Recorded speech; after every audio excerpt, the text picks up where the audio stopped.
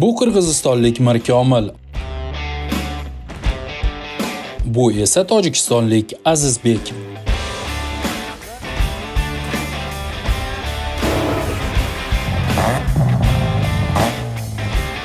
Ular Namanganda bo'lib o'tayotgan birinchi xalqaro avtofestivalda ishtirok etishmoqda.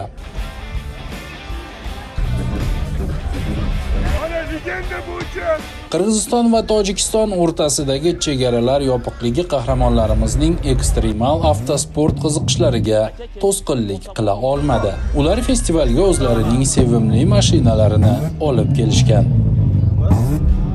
Mercedes S-Class 220 ni 222 qilib yasalgan mashina. 5 litrlik объем dvigateli. Shu bilan qatnashyapti shu yerda. Biz bunga shu mashinani motorini solgan. Bu ham Mercedes. Polo Ramni. Buni most, korobka, old-orqa mostlari hammasi nemetskiy. Azizbekning aytishicha, chegaradan o'tish osonlashganidan so'ng yangi imkoniyatlar paydo bo'ldi. U festivalga yana hamkorlar va do'stlar izlab kelgan. Shu narsalar bilan mana kelib hozir vizitkalarini oldim, shu yerda bolalarni, gap to'g'risi, telefon nomerlarini oldim. Endi gaplashib shular bilan xudo xolasa hamkorlik qilamiz.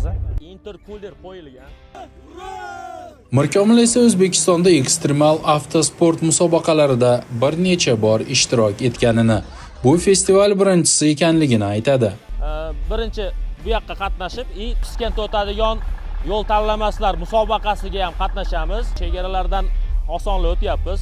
Oldin men ham kelardim bunaqa musobaqalarga, lekin juda qiyin bo'lardi. Oldingidan ko'ra ancha yengillik bor. Shuning uchun biz Toshkentgacha borib musobaqalarga mana mashinalarimizni tayyorlab olib kelib qatnashyapmiz. Festivalda tog'li hududlarda qatnashadigan va mahalliy avtomobil ishqibozlari tomonidan qayta ishlangan va oddiy avtomobillardan poyga uchun super avtomobillarga aylantirilgan 500 dan ortiq avtomobillarni ko'rish mumkin. Sovet avtomobilsozlik sanoatining yuzlab eski namunadagi avtomobillari ham bor. Avlodga qolgan mashina. Opaqam Rossiyaga borib keladi bu mashinada. Hamma narsa o'ziniki. 60 ming dollar narx berishgan. Sotmagan. Avtomobil ixlosmandlarining fikricha, odamlarni birlashtirgan bunday xalqaro tadbirlar ko'proq bo'lishi uchun mintaqa davlatlari hamjihatlikda yashash kerak. Hozirda Farg'ona vodiysi xalqlari o'rtasidagi munosabatlar yaxshilanib bormoqda. Mirkomil O'zbekistonga qilgan sayohatlari davomida bunga ko'p bor guvoh bo'lganini aytadi. Qirg'izistondan o'tdim, neytralkadaman, O'zbekistonga hali kirganim yo'q. Spleniyam yo'qolib qoldi. Eplab Andijongacha minib keldi. Bolalar kelib, Mercedes motor, Mercedes Spleniyalarga Laset deydigini qo'yib, yurgizib chiqarib olishdi. Rahmat. Keyin nech pul bo'ldi aka desam, mehmon ekansiz, ketavering dedi. O'zbek, qirg'iz, qozoq, tojik maza qilib yashaymiz. Prosta tashqaridan birov bizni haligi urushtirmasa, biz o'zimiz bilamiz, ahil yashaymiz o'zi.